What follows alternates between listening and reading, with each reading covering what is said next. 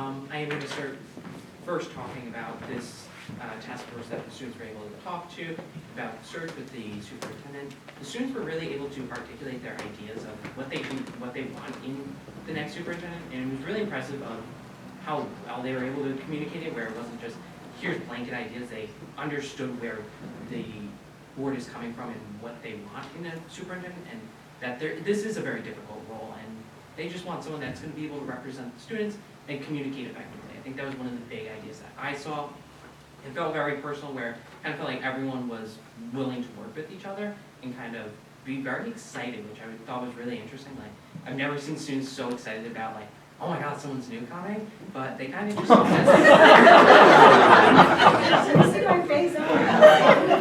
We're amazing, and I think what I would like to state is, I think they saw that she's such an impressive superintendent that they want someone to hold the same values that they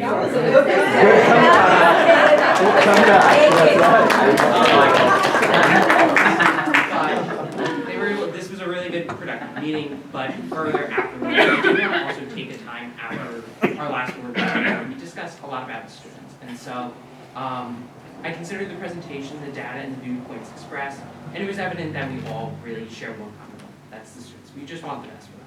And I know there's not one solution. I respect that there's different viewpoints that we all may have, but I think in general, I hope we are able to address the challenges that these students face.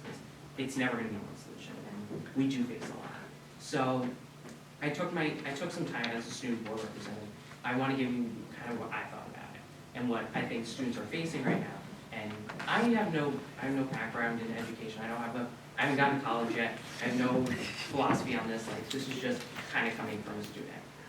So testing and students, this is a very complex issue. Students face anxiety towards it. We're seeing a very popular idea that students are not the best test takers, myself included.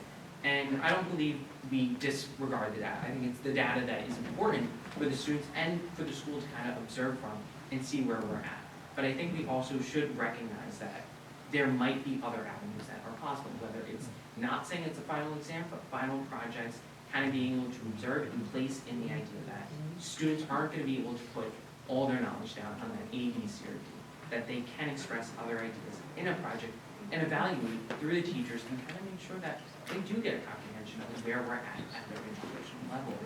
As well as, I kind of took a moment as like, this school's really diverse. We have so many students, so many cultures, so many backgrounds. And I think it's important that we remember to embrace what we have and kind of recognize that it's something that places value in the school and that I need to matter.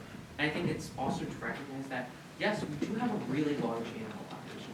And I think we also should recognize that we should make sure that not only if there's more students coming in, what are we doing to help them? What resources are we giving to the students? And also the teachers. They have to continue to, I want them to also have the best chance of giving them the best education that they can have. And so I think we focus on that going forward through these budgets and kind of just in our minds.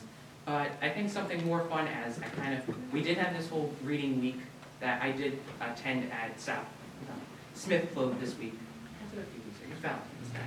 And so I did, my little brother loves the Old Lady Who Ate a Rose, so I did that. It was a really cute book. And it was kind of just interesting to see how these kids love reading. Like, it's amazing that at such a young age, their minds are just blown by the reader. And I think it's also something that I hope the board would be able to do going further. I see it as something that's really been really nice to see on the kids' faces. It's just something that they see as a really important value. And I think we should just, I wish to draw attention to the challenges that these students face from diverse backgrounds and kind of just making sure that we're giving them the resources that they need and we're providing them the best education. So in conclusion, I have no expertise again. I'm just giving my personal views on this. But I am a student, and I hope you're able to take that viewpoint and put it into your own and kind of be able to make solutions. So thank you. I'm sorry, can I just add one more thing, because Michael just reminded me. So we met as a task force, and I just want to applaud you, because one of the things that was mentioned to us, again, in true Monroe Woodbury fashion, is the company was absolutely blown away with how articulate all of you students were, how you were able to, you know, give them feedback and discuss, you know, everything that you had to say about the current superintendent, what it is that the students are looking for, and they were just completely blown away by you guys. So I appreciate that. I know the board appreciates that you're a wonderful, not only you, but, you know, please share that with the student body that might not be currently watching, that it's a good representation of our district. So, yeah, it's great. Thank you. Yeah, they used the word professionalism was really a part of it, so. Very, very good group. Kudos. Really appreciate it. Next up, reports by board and central office. Just a thank you for the presentation on the budget.